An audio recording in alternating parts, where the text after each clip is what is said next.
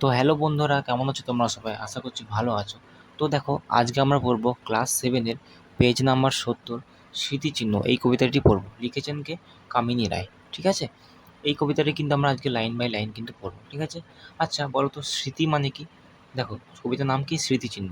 স্মৃতি মানে কি? স্মৃতি মানে হচ্ছে যেটা পেরিয়ে যায়, তাই না? যেটা পেরিয়ে যায় এবং যেটা আমাদের মনে গেঁথে যায় আর কি, যেটা থেকে যায়, সেটা আর কি স্মৃতি বলবো, তাই না, সহজ ভাষায়। তো কবি এখানে স্মৃতিচিহ্ন কবিতার নাম এই জন্যই দিয়েছেন, কারণ এখানে হালকা শর্টে বলে দিই তোমাদের, যারা শাসকরা ছিলেন আর কি, ইংরেজ শাসকরা, তারা আর কি আমাদের দেশে এসে অনেক কিছু কিন্তু তারা করে গেছেন। মানে নিজে থেকে অনেক অট্টালিকা গড়ে গেছেন, অনেক কিছু নিজেদের নাম লিখে গেছেন, তাই না? স্মৃতি হিসাবে, যাতে তারা মনে করছেন হয়তো ভারতীয়রা তাদের আর কি সারা জীবন মানে আজীবন হয়তো মনে রাখবে, তাই না? কিন্তু সেগুলো আর কি ব্যর্থ হয়েছে সবই। সেটা আমরা লাইন বাই লাইন পড়বো। এই নিয়ে হচ্ছে মেন আর কি কবিতা। হুম। তো চলো দেখো কী বলেছে, লাইন বাই লাইন আমরা পড়ব। দেখো কী বলেছে। ওরা ভেবেছিল মনে আপনার নাম, মনোহর হর্মরূপে বিশাল অক্ষরে ইষ্টক প্রস্তরে রচি চিরদিন তরে রেখে যাবে। কি বলছে? ওরা ভেবেছিল মনে। ওরা বলতে কাদের কথা বলা হয়েছে? যারা শাসকরা ছিল আর কি, তাই না? তারা মনে মনে ভেবেছিল যে আপনার নাম, নিজেদের নিজেদের নাম মনোহর হর্মরূপে। মনোহর মানে বিশাল সুন্দরভাবে আর কি, মনোহরভাবে, তাই না? মনোহর মনোহর এরকম বলে সুন্দরভাবে। হর্মরূপে, হর্মরূপ মানে হচ্ছে অট্টালিকা, বিশাল বিশাল অট্টালিকা গড়ে সেখানে বিশাল অনেক বিশাল অক্ষরে আর কি ইষ্টক প্রস্তর মানে ইট পাথরে আর কি রচি চিরদিন তরে রেখে যাবে, মানে লিখে যাবে ওরা। ওরা চেয়েছিল যে, ওরা মনে মনে ভেবেছিল যে আপনার নাম, নিজেদের নাম খুবই সুন্দরভাবে অট্টালিকায় আর কি ইট পাথরে বিশাল অক্ষরে, বিশাল বিশাল অক্ষরে ইট পাথরের মধ্যে কিন্তু লিখে রেখে দিয়ে যাবে। ওরা কিন্তু এরা মনে মনে ভেবেছিল। ঠিক আছে, বেশ। তারপর দেখো কী বলেছে। মূঢ় ওরা, ব্যর্থ মনস্কাম। মূঢ় মানে হচ্ছে বোকা বা মূর্খ, তাই না? মূর্খ বলছে, মূর্খ ওরা, ব্যর্থ মনস্কাম। তাদের কিন্তু মনস্কাম কিন্তু ব্যর্থ হয়েছে। কেন ব্যর্থ হয়েছে? প্রস্তর খসিছে ভূমে প্রস্তরের পরে, চারিদিকে ভগ্নস্তূপ তাহাদের তলে। কি বলেছে? প্রস্তর, এই যে যেই যারা যেখানে লিখে গেছিলো, আর বড় বড় অট্টালিকা তৈরি করে পাথরে যে লিখে গেছিলো, সেগুলো তো সব পরবর্তীকালে খসে খসে পড়ে গেছে, খসে খসে পড়ে গেছে।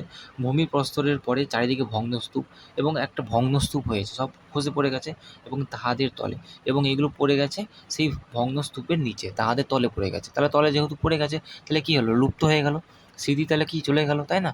ওরা যে নিজে নিজে লিখে গেছিলো তাদের নিজেদের নাম, যা তারা ভেবেছিল আজীবন মনে রাখবে, কিন্তু কী হলো? আস্তে আস্তে সেই অট্টালিকা ভেঙে পড়ে গেল, খসে পড়ে গেল, এবং সেই স্তূপের নিচেই কিন্তু দেবে গেল, এবং তাদের স্মৃতিও কিন্তু আর থাকলো না। তাই বলেছে তাদের ব্যর্থ কিন্তু মনস্কাম, তাই না? তাদের কিন্তু মনস্কাম মানে মনের যে আশা ছিল সেটা কিন্তু ব্যর্থ হয়ে গেল। তারপর দেখো কী বলেছে। লুপ্ত স্মৃতি, হ্যাঁ, ওই যে স্মৃতি তাহলে লুপ্ত হয়ে গেল, যেহেতু তাদের তাহাদের তলায় পড়ে গেল। শুষ্ক তৃণ, তৃণ মানে হচ্ছে ঘাস, শুষ্ক মানে হচ্ছে মানে শুষ্ক তো বুঝো, তাই না? শুকনো, শুষ্ক তৃণ ঘাস। কাল নদী জলে, শুষ্ক তৃণ কাল নদী জলে ভেসে যায় নামগুলি কে বা রক্ষা করে। কি বলছে? শুষ্ক তৃণ মানে শুকনো ঘাস যেমন নদীর জলে আর কি ভেসে চলে যায়, তাই না? সেরকম কিন্তু এই শুকনো ঘাসের মধ্যেই কিন্তু কাল, কাল মানে সময়কে বোঝাচ্ছে। তাহলে এই সময়ের যে নদীর জল, সময়ের নদী জলের সঙ্গে কিন্তু এটা ভেসে গেছে এই নামগুলি, তাই না? মানে কি বলতে চাইছে? একটা সময় পরে কিন্তু এই নদীতে কিন্তু এই নামগুলি আস্তে আস্তে ভেসে গেছে, তাদের কিন্তু মনস্কামনা পূরণ হয়নি। হ্যাঁ, কে বা রক্ষা করে? এবার এই নামগুলোকে কে বা রক্ষা করেছে? কে? একটা শুকনো ঘাস যদি জলে চলে যায়, কে রক্ষা করে? ও নিজে আপন মনে বয়ে চলে যায়, নদীর জল কিন্তু নিয়ে চলে যায়। সেরকম সময়ের সাথে সাথে কিন্তু তাদের স্মৃতিও কিন্তু কাল মানে হচ্ছে সময় কিন্তু নিয়ে চলে গেছে, কাল নদী জল কিন্তু নিয়ে চলে গেছে, কেউ কিন্তু রক্ষাও করেনি। ঠিক আছে, তাই বলেছে। তাই তাদের মনস্কামও কিন্তু ব্যর্থ হয়েছে। ঠিক আছে, তারপর কি বলেছে দেখো। মানব হৃদয় ভূমি করি অধিকার। আচ্ছা, তাহলে এখানে এইটুকু দেখো কি বলেছে কবি, এইটুকু কি বলেছে। মানব হৃদয় ভূমি করি অধিকার, করেছে প্রতিষ্ঠা যারা দৃঢ় সিংহাসন। ঠিক আছে, কি বলেছে? তাহলে এখন কী বুঝলাম আমরা? যে তারা কিন্তু জোর করে আর কি, জোরপূর্বক আর কি, মানে ইচ্ছা করে যে না, আমাদের স্মৃতিগুলো বা আমাদের স্মৃতি বা আমাদের নাম যেন সারা আজীবন থেকে যায়, সেই কিন্তু ব্যবস্থা করেছিল, তাই না? কিন্তু কবি বলেছে কি, যে এইভাবে তো সারা জীবন বা আজীবন তো থেকে যায় না স্মৃতি। স্মৃতি থাকার জন্য কী করতে হয়? মানুষের জন্য, মানুষের কল্যাণে কাজ করতে হয়, মানুষের ভালো কাজ করতে হয়, তাই না? তার জন্য মানুষের সাথে থাকতে হয়। তবে কিন্তু তোমাদের নাম কিন্তু আজীবন মনে রাখবে। হ্যাঁ, সেটা কিন্তু এমনিতেই হবে, অটোমেটিক কিন্তু হবে। কীভাবে দেখো বলেছে। মানব হৃদয় ভূমি করি অধিকার। হ্যাঁ, মানব হৃদয় যে ভূমি, তাই না? ভূমি মানে বাস আর কি, সে মানব হৃদয় কারা অধিকার করেছে? যারা প্রতিষ্ঠা করেছে, যারা দৃঢ় সিংহাসন, তারাই কিন্তু সিংহাসন প্রতিষ্ঠা করেছে মানব হৃদয়ে। কারা? একটু আগে যেটা তোমাদের বললাম, যারা মানুষের কল্যাণের কথা ভেবেছে, মানুষের যারা পাশে দাঁড়িয়েছে, তাদেরকে কিন্তু মনে রেখেছে, ঠিক আছে? তাদের কিন্তু আর এক্সট্রা করে কষ্ট করতে হয়নি তাদের স্মৃতি তৈরি করার জন্য। তাদের স্মৃতি কিন্তু এমনিতেই হয়ে রয়ে গেছে। আর কোথায়? মানুষের মনে। আর যেহেতু মানুষের মনে, তাই এটা কিন্তু আজীবন থাকবে, তাই না? আজীবন থাকবে, ঠিক আছে? কী বলেছে দেখো তারপরে, দরিদ্র আছিল তারা, ছিল না সম্বল, প্রস্তরের এত বোঝা জড়ো করিবার। দরিদ্র ছিল মানে যাদেরকে আর কি যে মনে রাখার কথা বলছে, তারা কিন্তু দরিদ্র ছিল, এমন না যারা অনেক বিরাট অট্টালিকা, মানে তাদের কোনো সামর্থ্য ছিল না আর কি, তারা দরিদ্র ছিল। তাদের ছিল না সম্বল, প্রস্তরের এত বোঝা জড়ো করিবার। এই ইট পাথরের প্রস্তরের এত এত যে বোঝা, মানে এত কিন্তু সম্বল ছিল না যে তারা অট্টালিকা বানিয়ে বানিয়ে তাদের স্মৃতি কিন্তু মনে রাখবে। এত তাদের সম্বল ছিল না, তারা বরং যে তারা দরিদ্র ছিল, তবুও কিন্তু তাদের সারা জীবন বা আজীবন মানুষের মনে কিন্তু গেঁথে গেছে, তাই না? আর এটা কিন্তু স্মৃতিচিহ্ন হয়ে থাকবে, এটা কিন্তু কখনো আর মুছবে না। তারপর কি বলছে?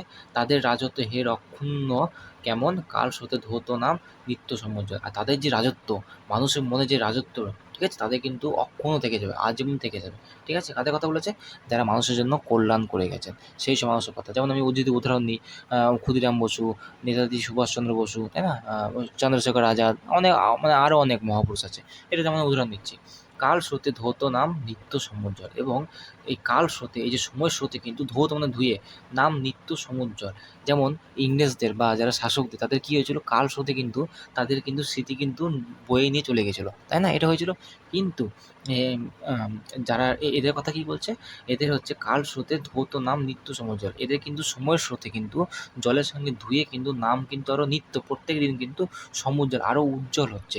এদের নাম কিন্তু লুপ্ত হয়ে যাচ্ছে না বা ভেসে নিয়ে চলে যাচ্ছে না। এদের কিন্তু আরও নাম ধুয়ে আরও উজ্জ্বল হচ্ছে। এটা আর কি কবি বলেছেন, ঠিক আছে? তাই কী বলেছে? যে স্মৃতি কিন্তু মনে রাখার জন্য কবি কী বলেছেন? মানুষের মনকে কিন্তু জয় করতে হবে। মেন কথা কি? মানুষের মনকে কিন্তু জয় করতে হবে। মানুষের মনকে যদি জয় করতে পারো তুমি, তাহলে কিন্তু তোমাকে আর এক্সট্রা করে কিন্তু এই স্মৃতিচিহ্ন বা স্মৃতি চিহ্ন করে রাখার জন্য কিন্তু বড় বড় অট্টালিকা বা কোনো কিছু করার দরকার নেই, ঠিক আছে? তুমি যদি মানুষের জন্য ভালো কল্যাণের কাজ করে যাও, তাহলে কিন্তু এমনিতেই মানুষ তোমাকে কিন্তু মনে রাখবে, না? এটাই বলেছে। এইটা হচ্ছে কবিতার আর কি মূল বিষয় ছিল। তোমাদের কেমন লাগলো জানিও, ঠিক আছে? তো চলো, এটাই ছিল। যদি ভালো লাগে তাহলে কিন্তু অবশ্যই লাইক, শেয়ার, সাবস্ক্রাইব করে দিও, ঠিক আছে?